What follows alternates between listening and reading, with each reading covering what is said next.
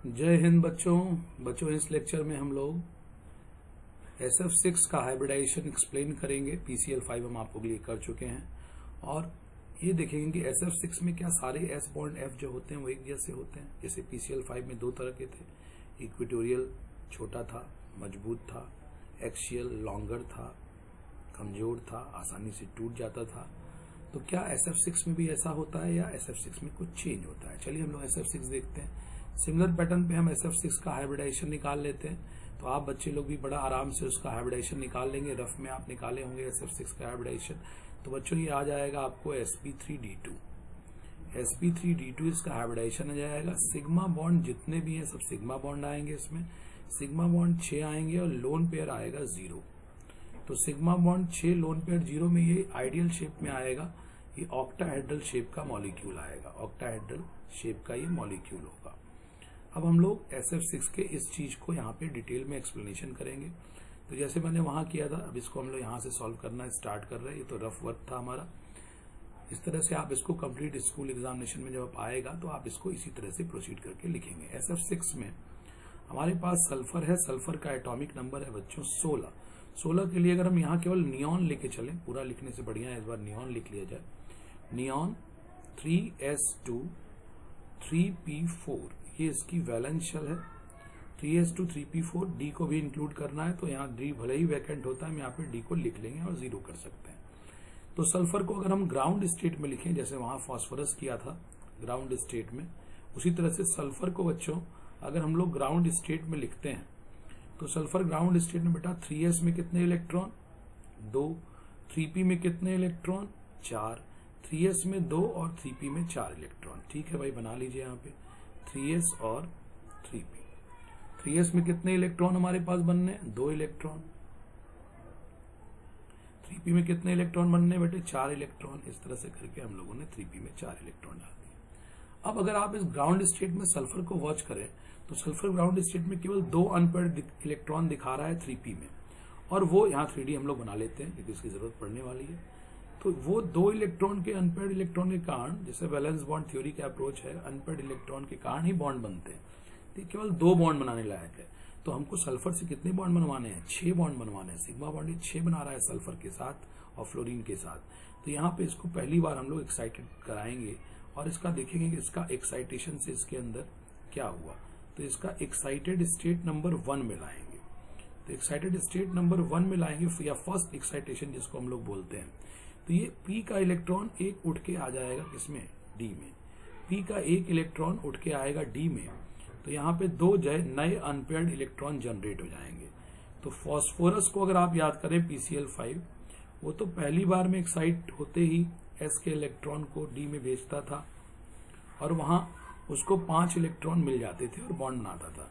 यहाँ सल्फर के पास अभी अगर आप देखें, इसका अगर ये P का इलेक्ट्रॉन आगे पहुंच गया D में और ये P में इसके 3 अनपेयर्ड इलेक्ट्रॉन दिखे और ये S के 2 पेयर्ड इलेक्ट्रॉन, तो ये 3s, ये 3p और 3d। अभी सल्फर कितना बॉन्ड बनाने लायक है बच्चों? तो अभी ये 4 ही बॉन्ड बनाने लायक है, इसके पास 4 ही अनपेयर्ड इलेक्ट्रॉन है। तो फिर ये एक बार के एक्साइटेशन में इसका काम नहीं चलता है। 6 बॉन्ड बनाने के लिए इसको एक्साइटेड स्टेट नंबर 2 में आना पड़ेगा। तो ये सेकंड एक्साइटेशन करेगा या एक्साइटेड स्टेट 2 में आएगा। कौन आएगा बच्चे? सल्फर आएगा, central element sulphur excited state 2 में आएगा। एक्साइटेड स्टेट 2 में आने के लिए क्या करेगा? अभी दोबारा S के इलेक्ट्रॉन को आगे D में पहुंचाएगा। तो इस चीज को भी हम यहाँ पे करके आपको दिखाते हैं। 3s, 3p में कितने इलेक्ट्रॉन 3 इलेक्ट्रॉन दिखेंगे और 3d में यहाँ पे एक और नया अनपेयर्ड इलेक्ट्रॉन आ गया है जो कि S के इलेक्ट्रॉन के एक्साइटेशन से आया है। तो चलिए हम दिखाते हैं आपको यहाँ पे 6 इलेक्ट्रॉन। एक यहाँ आया, 1 2 3 4 5 और 6। अब ये सारे ऑर्बिटल एक साथ हाइब्रिडाइज हो जाएंगे। यहां से लेके यहां तक ये एक साथ हाइब्रिडाइज होगा। कौन सा हाइब्रिडाइजेशन होगा बच्चों? तो 1s 3p और 2d मिलके कौन सा हाइब्रिडाइजेशन हुआ?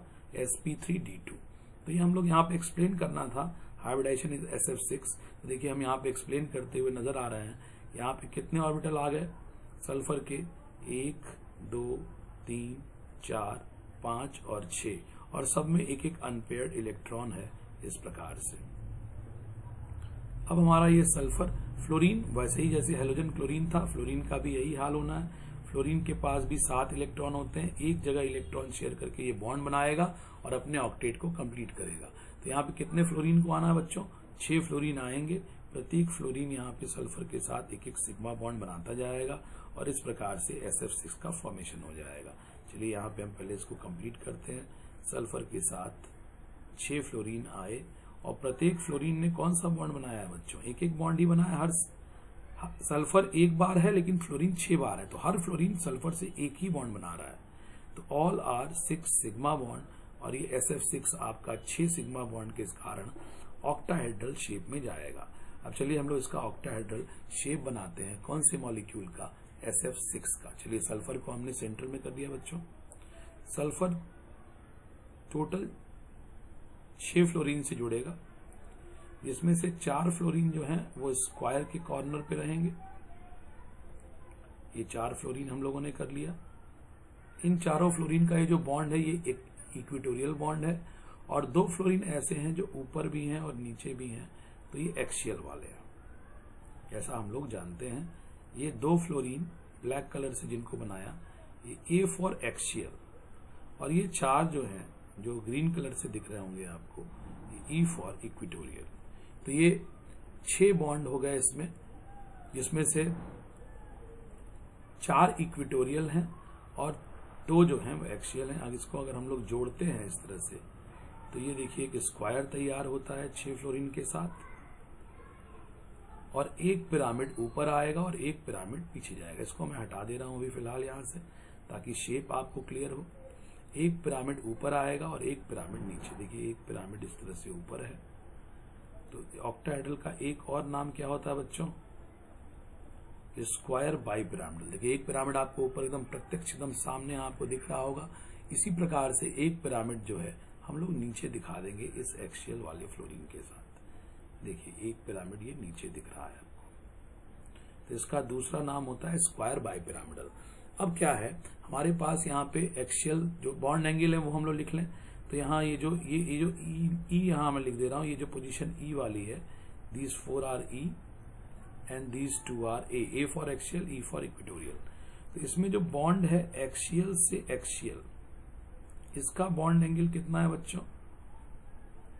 सॉरी, ये एक्सियल टू एक्सियल जो बॉन्ड एंगल है ये 180 डिग्री का है, 180 degree. Axial to axial bond angle is 180 degree. Equatorial to equatorial bond का जो एंगल है, अगल बगल वाले इक्वेटोरियल मतलब ये इक्वेटोरियल, आप अगर इस इक्वेटोरियल को एक लें तो दूसरा इक्वेटोरियल आपका ये रहेगा। एक इक्वेटोरियल ये लीजिए और एक इक्वेटोरियल बगल वाला ये वाला। तो इन दोनों के बीच में एंगल बड़ा स्पष्ट होगा आपको। ये कितने डिग्री का होगा? ये 90 डिग्री का एंगल होगा। तो इक्वेटोरियल टू इक्वेटोरियल 90 डिग्री का एंगल, और ये कौन से हैं? एडजेसेंट। एडजेसेंट मतलब अगल बगल वाले इक्वेटोरियल का जो एंगल है वो 90 डिग्री का है। उसी प्रकार से अगर हम कहें इक्वेटोरियल टू इक्वेटोरियल अपोजिट वालों को अगर आप लें, अपोजिट वाला मतलब क्या? एक ये रहेगा तो एक ये रहेगा। तो इक्वेटोरियल टू इक्वेटोरियल अपोजिट वाले का अगर आप एंगल लेंगे बच्चों इस प्रकार से, तो ये एंगल कितने डिग्री का आपको नजर आ रहा होगा? 180 डिग्री का। ये कौन से हैं? Opposite equatorial. चलिए इसको दिखाने के बाद मैं इसको आपको मिटा लेता हूं। आप इसको जब चाहेंगे तो रिवाइंड करके देख सकते हैं। मैं इसको हटा दे रहा हूं, इस बॉन्ड को भी सामान्य कर दे रहा हूं, इसको भी सामान्य दिखा दे रहा हूं, ये भी यहां से हटा दिया जाता है। अब ये रहे आपके इक्वेटोरियल टू इक्वेटोरियल 180 डिग्री। अच्छा, एक्सियल से इक्वेटोरियल का बॉन्ड एंगल, एक्सियल से इक्वेटोरियल का बॉन्ड एंगल हमेशा कितना होता है बेटे? 90 डिग्री। तो इसमें भी 90 डिग्री लीस्ट एंगल और 90 डिग्री पे ही हमको रिपल्शन कंसिडर करना होगा। तो इसमें कोई बॉन्ड पेयर सारे आपको नजर आ रहे होंगे, कहीं इसमें भी कोई लोन पेयर नहीं है। तो अगर आपसे अब कोई इसमें पूछे कि आप इसमें, जैसे उसमें था हमने 2 एक्सियल और इक्वेटोरियल बॉन्ड को रीड आउट किया था, अब यहां पे भी मैं लिखता हूं each equatorial P bond Cl, each equatorial P bond Cl नहीं, sorry, S bond F got blank, मैं नंबर आपके लिए छोड़ रहा हूं, bond pair repulsion at 90 degree. 90 degree ही लीस्ट एंगल है, इसी का रिपल्शन हमको कंसिडर कर लेना होगा, क्योंकि ये सबसे ज्यादा रिपल्शन होगा। तो हम क्या करते हैं यहाँ पे एस बॉन्ड एफ इक्वेटोरियल वाला कितना बॉन्ड पेयर रिपल्शन 90 डिग्री पे ऑब्टेन किया। हम इसके लिए एक एस बॉन्ड एफ को यहाँ पे टारगेट कर लिए, इसको मैंने टारगेट कर लिया, इस फ्लोरीन को मैं घेर दे रहा हूँ आपके लिए। और देखिए इसके साथ कितने 90 डिग्री के एंगल बन रहे होंगे, इसका कलर चेंज करके मैं आपको दिखाता हूँ। ये वाला इसके साथ देखिए 90 डिग्री है, एक जो एडजेसेंट इक्वेटोरियल है ये 90 बना रहा है, ये एडजेसेंट इक्वेटोरियल भी इसके साथ 90 बना रहा है। दो 90 वाले ये हो गए, और एक्सियल भी इक्वेटोरियल के साथ 90 बनाता है। तीन 90 वाला ये हो गया, और एक ये वाला एक्सियल जो है ये भी इसके साथ 90 बनाएगा। तो अगर आपसे कोई पूछे each equatorial S bond F got कितने bond pair repulsion at 90 degree, तो आप कहेंगे 4 bond pair repulsion at 90 degree. एक एस बॉन्ड एफ को इक्वेटोरियल वाले को 4 बॉन्ड पेयर रिपल्शन 90 डिग्री के एंगल पे मिलते हैं। चलिए मैं इसको यहां से हटा दे रहा हूं ये सारा आपके लिए। चलिए ये हमारे पास सिंपल हमारा एस बॉन्ड एफ कौन सा है, ये इक्वेटोरियल वाला एस बॉन्ड एफ। चलिए यहां से फिर से इसको कर लिया जाए, एस बॉन्ड एफ ये इक्वेटोरियल वाला बन गया। अब इसको हम यहां जो घेरा था इसको हटा लेते हैं। अब हम लोग आ जाएं, सारे इक्वेटोरियल बॉन्ड इसी तरह के होंगे, सबको 4 बॉन्ड पेयर रिपल्शन 90 डिग्री पे मिलेगा। अब आ जाइए इधर एक्सियल वाले को देखिए, चारों इक्वेटोरियल की यही सिचुएशन होगी। एक्सियल को देखिए, एक एक्सियल को कितने बॉन्ड पेयर रिपल्शन 90 डिग्री के एंगल पे मिल रहे हैं बच्चों। तो एक एक्सियल को अगर हम लोग देखें, थोड़ा कलर बदल लेता हूं ताकि आपको क्लियर होगा ये। तो इसको अगर मैं देखूं, इस एक्सियल को अगर मैं देखता हूं, ये हमारा टारगेट है, इसको ये वाला इक्वेटोरियल बॉन्ड 90 पे रिपल करेगा, ये इक्वेटोरियल भी 90 पे रिपल करेगा, ये इक्वेटोरियल भी इसको 90 पे रिपल करेगा, और ये वाला इक्वेटोरियल भी इसको 90 पर ही रिपल करता है। तो अगर आप कहें तो एक एक्सियल को सारे चारों इक्वेटोरियल 90 डिग्री पे रिपल कर रहे हैं। एक बार इसको मैं आपको फिर से दिखाना चाहूंगा, ये सबको हटा दिया जाए। अब ये देखिए आपके सामने ही एक्सियल बॉन्ड है, आप देखिए इसको चारों इक्वेटोरियल को बारी बारी से किया है। देखिए ये इक्वेटोरियल हमेशा एक्सियल से 90 का ही एंगल बनाता है, तो ये 90 डिग्री पे रिपल किया एक बार। दूसरा कलर बदल देते हैं, ये वाला इक्वेटोरियल भी कितने पे रिपल करेगा, 90 डिग्री पे, 2 हो गए 90 डिग्री पे। तीसरा अगर आप देखिए, ये वाला इक्वेटोरियल भी कितने डिग्री पे रिपल करेगा, 90 डिग्री पे, और ये वाला इक्वेटोरियल भी इसको रिपल करेगा कितने डिग्री पे, 90 डिग्री पे। तो एक axial P bond S bond F को ये हटा दिया जाए एक बार बच्चों, सारा एक बार क्लियर कर देते हैं आपके लिए। हाँ, अब ये इसको ऐसे करके जोड़ दिया जाए, ये हाँ। अब मैं यहां पे अगर लिखता हूं तो each axial P bond Cl, sorry बार बार मेरे मुंह से पी बॉन्ड सीएल निकल रहा है। Each axial S bond F got, again वही आया, 4 bond pair repulsion at 90 degree angle. 90 degree हम लोग क्यों लग रहे हैं, 90 डिग्री ज्योमेट्री का लीस्ट एंगल है, और लीस्ट एंगल पर रिपल्शन जो है वो अगर आप कंसिडर कर लेते हैं तो एक तरह से मोर और लेस ज्योमेट्री का पूरा आपके पास आइडिया बन जाता है। तो 90 डिग्री लीस्ट एंगल पे दोनों को 4-4 रिपल्शन मिले, तो हम यहां पे क्या कहेंगे, रिपल्सिव फोर्स या रिपल्शन जो है एस बॉन्ड एफ एक्सियल को जितना मिल रहा है उतना ही मिल रहा है एस बॉन्ड एफ इक्वेटोरियल को। एस बॉन्ड एफ एक्सियल को जितना रिपल्शन मिल रहा है उतना ही repulsion S bond F equatorial को ही मिल रहा है। इसका मतलब ये दोनों जो टाइप ऑफ बॉन्ड है इक्वेटोरियल, टोटल कितने होते हैं बच्चों, 4 होते हैं एस बॉन्ड एफ इक्वेटोरियल, और 2 होते हैं एस बॉन्ड एफ एक्सियल। ये सब आपस में बराबर हुए, तो all S bond F R exactly equal. All S bond F R equal in respect of bond length and strength also.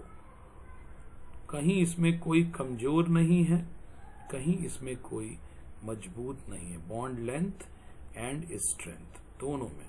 तो जैसे PCl5 को हीट करने पे वो आराम से टूट रहा था, SF6 को हीट करने पे ये उतना आराम से ब्रेक नहीं होता जितना आराम से, ये ट्रायंगल का मतलब हीट होता है बच्चों, तो जितना आराम से वो ब्रेक होता है आपका PCl5 दो पार्ट में, उतना आसानी से SF6 ब्रेक नहीं होता।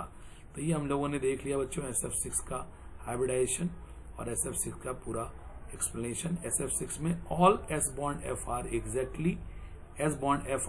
एग्जैक्टली इक्वलेंट या equal to each other. This is about the SF6 molecule. तो इसमें अगर मैं थोड़ा छोटा करूं तो आपके पास SF6 और PCl5 दोनों ही मॉलिक्यूल आ जाएंगे बच्चों। इनका PDF भी मैं आपको शेयर कर रहा हूं, वीडियो लेक्चर भी शेयर कर रहा हूं, और आप इसको कंप्लीट अपने फेयर नोटबुक में लिख लीजिए बच्चों। थैंक यू वेरी मच बच्चों।